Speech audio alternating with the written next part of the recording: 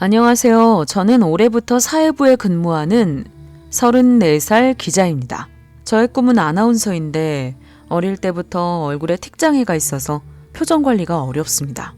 그래서 저는 학생 때 친구들에게 놀림을 많이 당했지만 기자가 되고 싶다는 꿈은 접지 않았습니다. 하지만 기자로 활동하기 시작하면서 직장 내 스트레스로 인해 틱장애가 심해졌고 원인을 알 수 없는 통증도 생겨서 사회생활 내내 고통에 시달렸습니다. 제가 전에 일했던 미디어 회사에는 고등학교 동창이지만 먼저 데스크 역할을 하게 된 팀장이 있었고 한편으로는 저를 잘 챙겨줘서 형님이라고 부르는 좋은 부장님이 있었습니다. 평소에는 팀장 때문에 스트레스를 많이 받았습니다. 팀장은 제가 준 아이디어 하나하나에 대해 불만을 토로하고 괴롭혔는데 부장님은 제 편을 들어주며 직장 생활을 버틸 수 있도록 도와줬습니다. 특히 입사시험 때 부장님이 면접관을 맡았는데 면접에서 저를 합격시켰죠. 기자 생활을 쌓는데 치명적일 수 있는 저의 틱장애에 공감해 주시고 인턴 기간 동안 제게 잘해 주셨습니다. 제가 이 제보를 하게 된 이유는 한 사내의 미스테리한 일을 세상에 알리겠다는 약속이 문득 생각났기 때문입니다. 그리고 그 사내와의 약속을 지킴으로써 저의 틱장애가 치유되기를 바랍니다. 2020년 12월 마지막 주 어느 날 저는 제가 일했던 중소 인터넷 미디어 회사에서 송년회를 마치고 집으로 돌아오는 길에 올림픽대교 위에서 이상한 일을 겪었습니다. 2021년 팀장 승진의 좌절에 이직을 고민했습니다. 이 사실을 알게 된 부장님은 송년회가 끝난 뒤 저를 잠실로 데려가 술을 사주고 위로해 주셨습니다. 그날 부장님과 술을 많이 마셨죠. 송년회를 마치고 술에 취해 집으로 돌아오는 길에 저는 이직 고민을 정리하고 기분 전환을 하기 위해 집까지 혼자 걸어갔습니다. 집이 구이동이라 강남에서 집으로 돌아오는 길에 올림픽대교가 있는데 걸어서 건너는 건 처음이었죠. 대부분의 한강대교에는 자살 예방을 위한 높은 난간과 자살 상담을 위한 비상전화 부스가 설치되어 있습니다. 그리고 난간에는 가족을 생각해 보세요 라는 글귀가 적혀 있습니다. 하지만 올림픽대교는 난간이 낮아 허리 높이였고 통로의 폭이 좁아 난간까지 2걸음만 걸어도 어두운 강물이 흐르는 한강에 추락할 수 있어 위험했습니다. 공중전화 박스나 자살 예방 문구를 보지 못했죠. 오늘 같은 겨울밤 한강에 추락하면 찾기 쉽지 않을 것 같아 걸어서 건너기로 한 선택을 후회하며 조심스럽게 올림픽대교를 건너고 있었습니다. 하지만 그날 가까이에서 본 올림픽대교의 야간 조명은 정말 아름다웠습니다. 올림픽대교 위에 철제 횃불 조형물이 있는데 예전에 조형물을 놓던 헬리콥터가 추락한 사고가 생각났습니다. 저는 죽은 사람들의 영혼을 잠시 추모하고 그곳을 지나갔습니다. 방금 횃불 조형물을 지나 올림픽대교 중간을 지나던 중 노래가 들려 뒤를 돌아봤습니다. 지금까지 보이지 않던 사내가 뒤에 나타나 저와 같은 방향으로 걸어가는 것이 보였습니다. 그 사내가 김경호의 노래를 부르고 있는데 저는 그 사내가 기괴하게 악을 쓰며 노래하는 것을 들었죠. 저는 이 사내가 직장 스트레스 때문에 혼자 노래를 부르는 거라고 생각했지만 한편으로 아무도 없는 올림픽대교 위에서 그 사내를 마주치는 것이 두려웠습니다. 저는 빨리 걸으면서 그 사내에게 추월당하지 않으려고 노력했죠. 하지만 이 사내도 제가 걸으려고 서두를 때마다 재빨리 따라왔죠. 뒤쫓아온 그 사내는 몸을 앞으로 굽혀서 제 다리를 꽉 잡고 저를 놓아주지 않았죠. 저는 온 힘을 다해 다리를 빼려고 했지만 제 눈은 그 사내의 초점 없는 눈과 마주쳤습니다.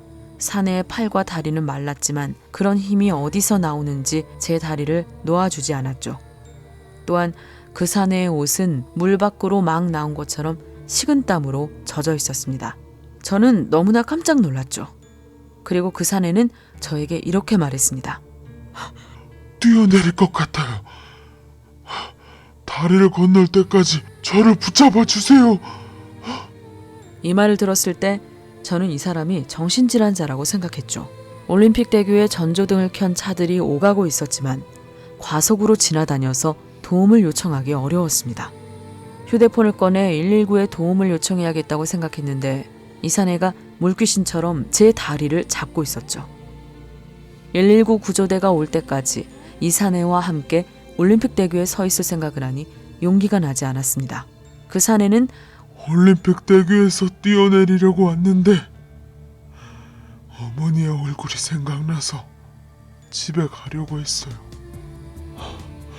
하지만 올림픽 대교 물귀신이 한강으로 뛰어들라고 계속 속삭여서 큰 소리로 노래를 부르며 도움을 청하려고 걸어가고 있었어요. 만약 제가 성급한 행동으로 이 사내를 자극한다면 그 사내는 저와 함께 극단적인 선택을 할 것입니다. 그래서 저는 그 사내를 진정시키고 먼저 올림픽 대교를 건너기로 결심했습니다. 저는 그 사내를 난간에서 최대한 멀리 걷게 했고 그 사내가 남은 올림픽 대교를 안전하게 건널 수 있도록 도왔습니다. 물론 한강은 정말 큰 강이기 때문에 보통 걸어서 건널 때는 수십 분이 걸리는데 그날 정신질환자와 함께 올림픽 대교를 걷는 순간 한강을 건너는데 수십 시간이 걸린 것 같은 공포감을 생애 처음으로 느꼈습니다. 아마도 올림픽 대교를 건너는 동안 저는 지난 1년 동안 제가 겪었던 모든 틱장의 경련을 겪었던 것 같습니다. 결국 우리가 안전하게 올림픽 대교를 건너 넓은 인도에 도착했을 때 그 사내는 거기에 앉았습니다. 그제서야 그 사내는 제 다리를 놓았고 저는 다리에 힘이 없어서 그 사내 옆에 앉았습니다. 거기서 제정신으로 돌아온 것 같은 사내가 저에게 말했습니다. 내 나머지 이야기를 들어보세요. 이 사내의 말을 듣지 않고 빨리 떠나고 싶었죠. 하지만 저는 제 직업이 기자이기 때문에 이 사람이 왜 이런 말을 하는지 궁금했습니다. 그래서 저는 그 사내의 이야기를 듣기로 결심했습니다. 그리고 그에게서 도시괴담 같은 기묘한 이야기들을 들을 수 있었습니다. 이 사내는 자신이 오바마 미 대통령을 협박한 혐의로 체포됐으며 이후 3.20 사이버 테러 공격과 관련해 국가정보원 요원들에 의해 조사됐다고 말했습니다. 이 사내는 이후 서울구치소에 수감됐다가 정신병원으로 옮겨져 국가정보원과 관련된 기억을 지우기 위해 전두엽 절제술을 받았다고 말했습니다. 출소 후 뇌수술 후유증으로 성격과 행동 조절에 어려움을 겪고 결국 결혼을 약속한 사랑하는 여성뿐만 아니라 가족으로부터 버림받는 등 망가진 삶을 살게 된 것이 억울하다고 호소했습니다. 그 사내의 이야기는 믿을 수 없는 것이었지만 너무 심각한 목소리로 말했기 때문에 들을수록 그 사내가 거짓말을 하고 있다는 느낌이 덜 들었죠. 그런 일이 사실이라면 흥미로운 기사가 될 것 같아서 갑자기 취재 의욕이 생겼습니다. 저는 그 사내에게 말했습니다. 저는 인터넷 미디어 기자입니다. 연락처를 알려주시면 제 부장님에게 기사 작성이 가능한지 물어볼게요. 급해서 종이 대신 수성펜과 휴지로 사용한 냅킨을 건네주었습니다. 그 사내는 저는 감옥에서 나온 지 얼마 되지 않아 휴대전화를 가지고 있지 않습니다. 어머니 핸드폰 번호를 적어드릴게요.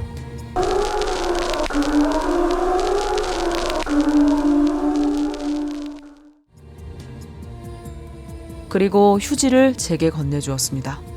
물에 젖으면 전화번호가 지워질 것 같아서 조심스럽게 휴지를 주머니에 넣었죠. 그리고 처음으로 그 사내는 위협적인 눈초리로 쳐다보며 말했습니다. 지금까지 제 이야기를 듣고 돌아간 사람은 없습니다. 만약 당신이 이 세상에서 제 이야기를 해준다면 저는 당신에게 보답하고 싶습니다. 얼굴에 있는 틱장에는 저주 인형에 걸린 낚싯바늘 때문입니다. 저주 인형을 찾으면 올림픽 대교에서 던져요. 그리고 제가 한눈을 파는 동안 그 사내는 갑자기 한강 쪽으로 사라졌습니다. 사내와 헤어진 후 근처 별다방에서 아메리카노를 마시며 그 사내가 남긴 알 수 없는 말을 떠올렸습니다. 반면에 부장님과 술을 너무 많이 마셔서 목소리가 들리는 건 아닌가 하는 생각이 들었습니다. 새해부터 술을 끊기로 결심하며 그 경험을 잊으려 했지만 누군가 제 저주 인형을 만들어 저를 괴롭힌다는 말에 기분이 별로 좋지 않았습니다. 새해 첫날부터 사내가 준 전화번호를 확인하기 위해 전화를 걸었습니다. 그리고 제가 그 사내의 어머니에게 그 사내에게서 들은 말이 사실인지 물었을 때 어머니는 울었고 전화하기가 어려웠습니다. 저는 그 사내의 어머니를 만나 이야기를 나누었는데 어머니가 직접 한 말이 또 저를 놀라게 했죠. 아들은 서울 구치소에서 풀려난 뒤 올림픽 대교에서 투신해 스스로 목숨을 끊었고 지난해 말 49제를 지냈습니다. 저는 온몸에 솜털이 쭈뼛 곤두서는 느낌을 받았죠.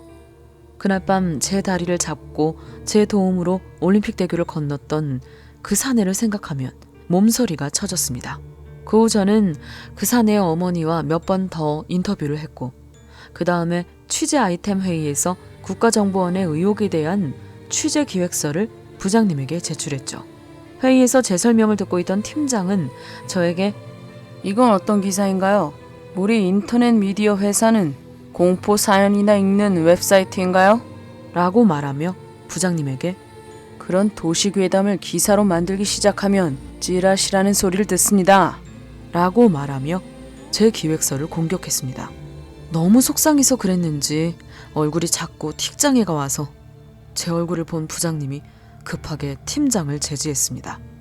부장님도 몸이 아픈데도 철저하게 취재하느라 고생했을 텐데 아쉽게 됐어.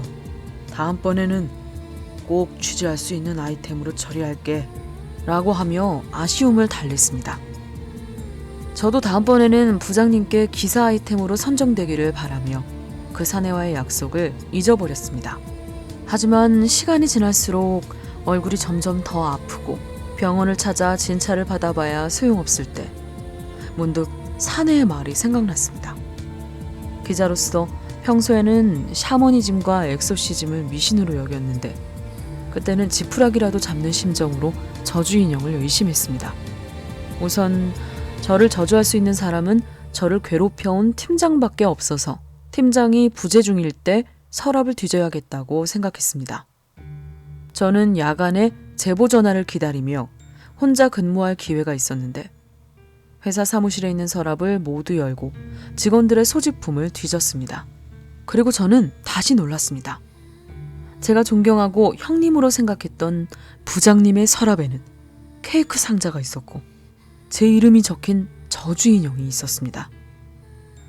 다이소에서 산 것 같은 여자 인형의 옷을 벗기자 등에 붉은 페인트로 생년월일과 이름이 적혀 있었고 인형의 머리, 가슴, 배, 팔다리에 녹슨 쇠못이 박혀 있었습니다.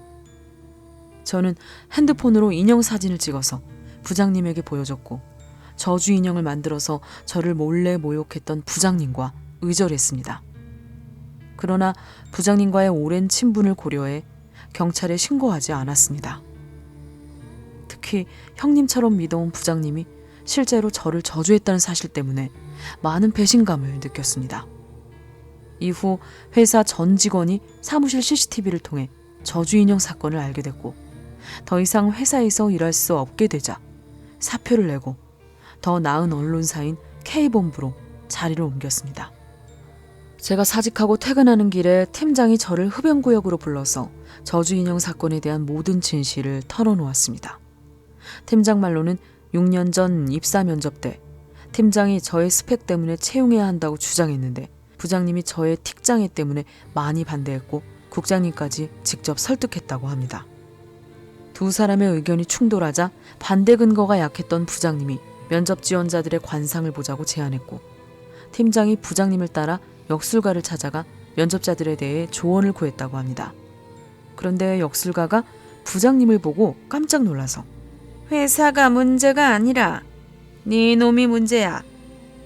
올해는 9년에 한 번 오는 삼재에 9수까지 겹쳐서 검찰 조사를 받고 주리가 틀릴 운명일세. 부장님이 깜짝 놀라 역술가에게 어떻게 하면 좋을지 물었고 역술가는 이렇게 대답했습니다. 처용의 관상이 있는 자를 고용하면 액대움을 하겠지만 그 자가 네 놈을 떠나면 언제든지 큰 화가 찾아올 것이야. 허나 만약 그 자의 저주 인형을 만든다면 그 자는 영원히 떠날 수 없을 것일세. 그 말을 듣고 부장님은 곧바로 국장님께 저를 강하게 추천하기 시작하셨고 오히려 국장님이 더 황당하다고 말씀하셨습니다. 팀장이 저에게 덕분에 긴장감을 가지고 회사에서 일할 수 있어서 좋았어요. 라고 말했고, 고등학교 친구와 저는 그동안 쌓아온 모든 감정을 풀었습니다. 특히 제가 K본부로 옮기게 되자 팀장은 진심으로 축하를 해주었습니다. 6년 동안 팀장으로 군림하며 저에게 스트레스를 주던 고등학교 동창이 요즘 루어 낚시를 가르쳐줄 정도로 돈독해졌습니다. 지난번에 같이 낚시를 갔을 때 팀장은 회사가 결국 문을 닫았다고 말했고, 부장님께서 저에게 전해달라고 하신 말씀을 말했죠. 사회생활에서 만난 친구들을 믿지 마세요. 주술을 너무 믿어서 회사가 망했다고 저를 원망했던 부장님이 끝까지 저를 원망하고 저주한 것으로 추정됩니다. 어쨌든 저는 올림픽 대교에서 물귀신을 본 이후로 술을 전혀 마시지 않았죠. 직장을 옮긴 뒤 중소 언론사 기자 시절과 달리 새로운 회사에서 인정을 받았고, 저주 인형을 없애면서 통증도 사라져서 꿈에 한 걸음 다가서고 있습니다. 하지만 단 하나, 틱장애의 증상은 나아지지 않고 있습니다. 오히려 틱장애 증상이 심해져서 현장 리포터로 나와서 시청자분들께 말씀드려야 하는데 틱장애 때문에 이러지도 저러지도 못하고 있습니다. 저는 가끔 그 사내가 왜 틱장애의 저주를 풀어주지 않는지에 대해 궁금해하며 그 사내가 했던 말을 떠올립니다. 그 사내의 억울함을 세상에 알리겠다는 약속을 지키지 않았기 때문일까요? 저는 사연 신청을 통해 그 사내와의 약속을 지킬 수 있기를 바랍니다.